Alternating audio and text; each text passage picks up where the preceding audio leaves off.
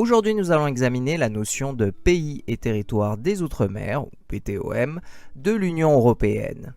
Pourquoi la Guadeloupe doit devenir un PTOM? Comment cela est-il réalisable? Quelles sont les ressources qui permettront que cela soit viable? PTOM, pays, territoire d'outre-mer. Le but, c'est de promouvoir le développement économique et social du pays, de la région en question. C'est un statut qui prône la coopération régionale, la lutte contre la vulnérabilité et la compétitivité. Ce statut permet la mise en place d'un partenariat prenant en compte de manière adéquate les intérêts du PTOM lors de la négociation des accords commerciaux par l'Union européenne.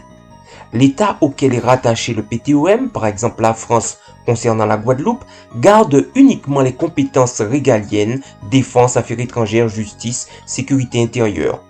L'autonomie de ce PTOM et ses prérogatives sont négociées lors de sa demande pour acquérir le statut PTOM et dépend du pays de l'Europe auquel il est associé. La législation européenne ne s'y oppose pas. Pour pouvoir mettre en place la préférence guadeloupéenne, il faut que la Guadeloupe puisse fixer le montant des taxes sur les produits importés en récupérant la compétence douanière et fiscale, qui est actuellement exercée directement par l'État. Ce n'est pas possible avec le statut actuel de la Guadeloupe.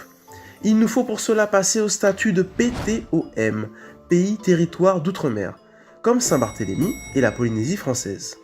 Ce statut permet de prendre davantage de décisions localement sur certains domaines. Devenir un PTOM? Mais pourquoi faire? Ah, la belle affaire. Devenir PTOM permet de conserver, de pérenniser notre culture, nos spécificités qui fondent notre richesse et nos valeurs. Ce statut permet aussi de relancer notre économie, de pouvoir mettre en place des projets qui correspondent à nos envies, à notre situation géographique, à notre patrimoine.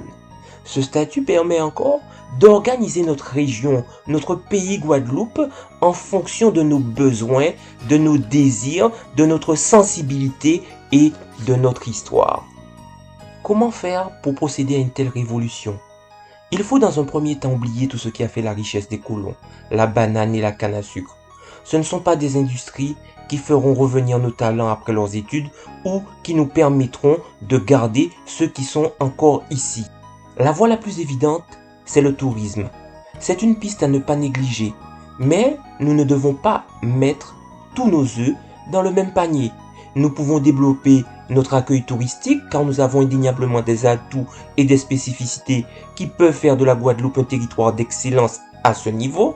Nous sommes un archipel qui propose une diversité bioclimatique comme peu de territoires peuvent le faire. Nous pouvons vendre nos destinations ou utiliser le prestige des prix que nous avons reçus pour les rhums que nous produisons, etc., etc.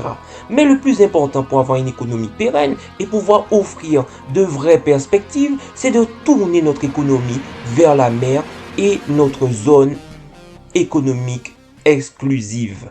Mais ce qui nous intéresse, c'est ce que nous ne connaissons pas vraiment en Guadeloupe, c'est la zone économique exclusive. Alors, zone économique exclusive, c'est un territoire marin qui part des côtes.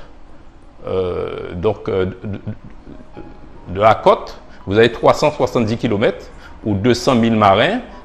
Ça fait partie de la zone économique exclusive. Alors, si vous prenez la Guadeloupe, vous partez d'ici et vous faites 370 km, toute cette partie-là, c'est la zone économique exclusive de la Guadeloupe. La zone économique exclusive, c'est la surface maritime dont bénéficie notre archipel, c'est-à-dire la mer. Nous devons nous tourner vers la mer. La mer nous apporte de nombreuses richesses, à commencer par la sargasse. La sargasse, au lieu d'être quelque chose qui nous pénalise, pourrait être une source de notre nouvelle industrie. Nous pouvons faire avec la sargasse du carton, des emballages plastiques, des engrais et même des médicaments. La sargasse doit devenir un atout au lieu d'être un inconvénient. C'est fondamental car c'est une matière première. Nous pourrons dès lors créer des usines de traitement de ces algues. Nous pourrons à côté faire des usines de traitement du poisson parce que nous avons des poissons. Nous avons aussi des poissons qui ont envahi notre région et qui sont exploitables comme le poisson lion. La mer est une source d'antibiotiques. La pharmacopée dirige le monde aujourd'hui. Ils en ont besoin.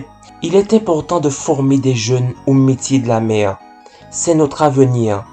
Nous pourrons créer des usines de dessalement pour pallier à nos problèmes d'eau à Marie-Galante, au Nord-Grand-Terre par exemple.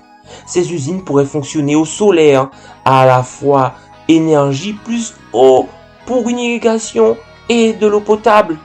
Nous devons procéder à une véritable révolution culturelle. Pensez la Guadeloupe et ses débouchés vers la mer, car la Guadeloupe est riche de son potentiel maritime.